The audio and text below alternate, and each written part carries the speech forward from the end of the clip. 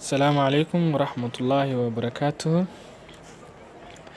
Een, waxaan halkan kasii wadaynaa problems ama ah, tusaalooyin la xiriiro cashiradii hore oo ku saabsan right angle triangle. Marka waxaa lagu siin karaa su-aal sida tan halkan ku qoran oo ah find the length p. Waxaa lagu siiyey right angle triangle oo lengthigan angalkaasna waxaa 38 laga siiyey, dhinacaana waxaa laga siiyey hoose oo base-ka ah 7.5 centimeter. Marka waxaa lagu dhahay PR oo dhanka hypotenuse-ka ahay and PQ oo dhankan height-kiisi ah soo hela lagu yiri. Marka waxaa laga rabaa inaad u fikirtid maxaa sii karo. Hore waxaan usoo dhiganay in sin theta ay la mid tahay opposite, kan waa opposite-ki O, hypotenuse-kana waa kana H, adjacent-gana A waa noo kana sawa. Marka adiga haddii soo lagu dhaho sin theta waxaa leedahay opposite over hypotenuse adoo isticmaali soh kahtoodi aan isticmaalin waxay ahayd in opposite over hypotenuse halkan ka soo helaysid. And then cos haddii soo lagu dhaho cos theta, haddii soo lagu dhaho cos 38 kaas theta-da noo mid ah waxay la mid tahay in lagu siiyey opposite over adjacent over hypotenuse. Marka anaka hadda waxaan heli karnaa oo ah inaan soo helno BR oo kan ah inaan isticmaalno kan because waxaan haysanaa adjacent-iga waa haysanaa, angle-kina waa haysanaa. So marka waa soo heli karnaa hypotenuse-ka oo BR waa soo heli karnaa. Marka waxaa leedahay cos 38 waxay kula mid tahay PR dhinaca BR-ka ah oo hypotenuse-ka ah loo qaybiyey dhinaca BR-ka ah oo loo qaybiyey bida si fiican u qoro dhinaca BR-ka oo loo qaybiyey 7.5 wax yaraan qalday formulada.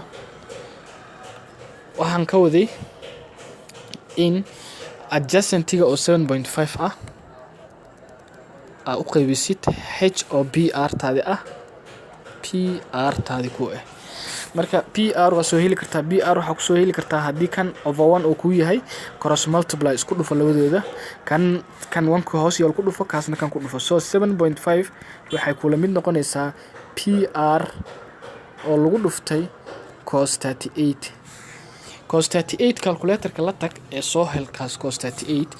Marka intaad soo helin dhinac walba u qaybi cos 38, inta cos 38 u qaybi, intana waxaa u qaybisaa cos 38 u qaybi.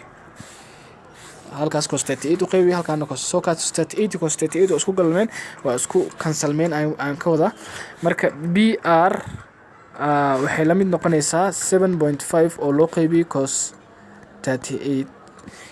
Cos 38 calculator-ka ka soo hel waxay noqonaysaa 0.788 ay noo noqonaysaa. So 7.5 waxaa u qaybisaa 0.788 u qaybi cos 38 ilaa intaas ay kula mid noqotay.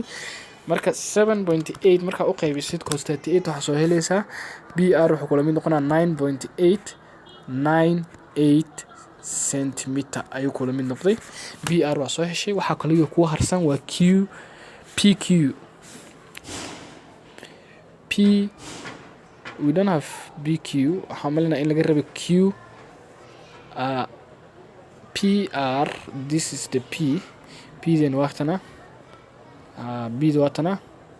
BR waa soo helnay. Hadda waxaan u baahnaa inaan soo helno PQ inaan soo helno. PQ waxaan ku soo heli karnaa anagoo isticmaalayna sin. So sin theta, sin 38 maxay noo limid tahay opposite oo ah PQ loo qaybiyey.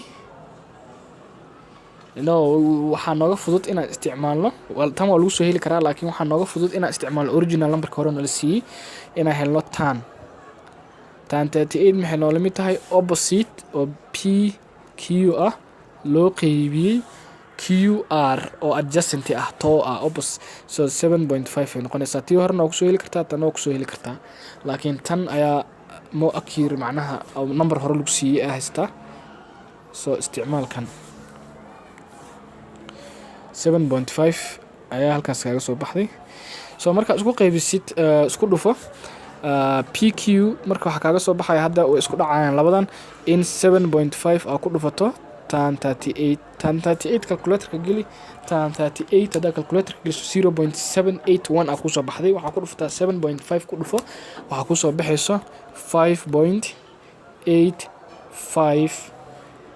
5.8596 centimeter ayaa ku soo baxday halkaas ayaanu ku xalinay problemka xigo oo problem 2 aan aadayna problem 2 wuxuu ku saabsan yahay solve triangle xyz ayaa lagu dhahay so triangle ka marka hore sawiro waxa lagu siiyay angle ka x inay kula mid tahay 90 so right angle triangle y so waxa samirtaa right angle triangle no sawir right angle triangle so angle ka 90 ga ah x halkan waaye angle kaas 90 ah maxaa kale lagu siiyay maxaa lagu dhahaa marka triangle magaciisa xyz y iyo z xyz angle-ka oo y-da waxa lagu siiyay inay 23 ku tahay yz-na inay la mid tahay yz dhinacan dhirkaas inay kula mid tahay 20 millimeter waxa soo heshaa lagu dhahay area-diisa but area-da waxa ognahay triangle-ka marka rabto inaad soo hesho inay kula mid tahay area waxay la mid tahay a half times base times height a half times base times height so a half waa haysataa base-kaaga waa kana height-kaagina waa kana marka labadanba inaad soo heshaa laga rabaa si aan u soo helno waa inaan marka hore aan ka soo shaqeynaa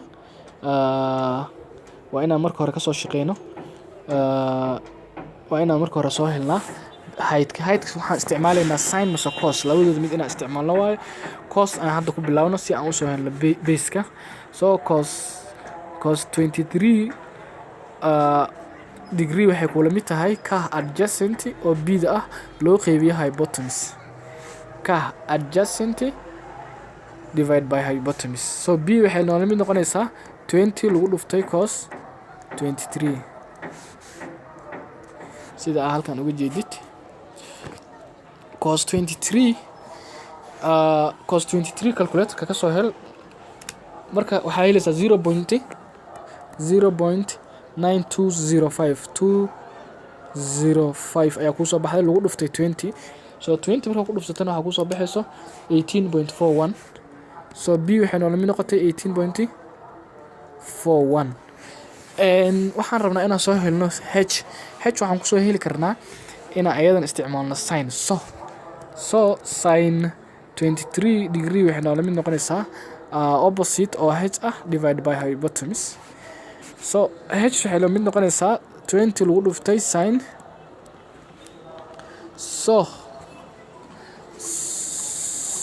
so opposite oo h tino ah divide by hypotenuse waa saxanahay 23 so h maxaa inta kaaga soo baxayo halkaas h waxa kaaga soo baxay marka hore sin 23 soo hel kadib 20 ku sin 23 soo hel 20 ku dhufso markaas waxa ku soo baxayso 7.8 marka ka wada shaqeysid waxa dhan 7.815 ayaa ku soo baxayso millimeter inta millimeter so marka waxaan aadi karnaa formuladan oo aan ku soo helayna a half times base times height formuladaas a half times base keena muxuu noo noqday waa 18.41 lagu dhuftay 7.815 so marka isku dhufudho times 18.41 times half waxaa noo soo wada baxday waxaa noo soo baxaysa 71.934 ayaa noo soo baxayso markaan round off aan ku sameeyey millimeter halkaas ayaanu kaga baxaynaa cashirkeeni wassalaamu calaykum waraxmatullahi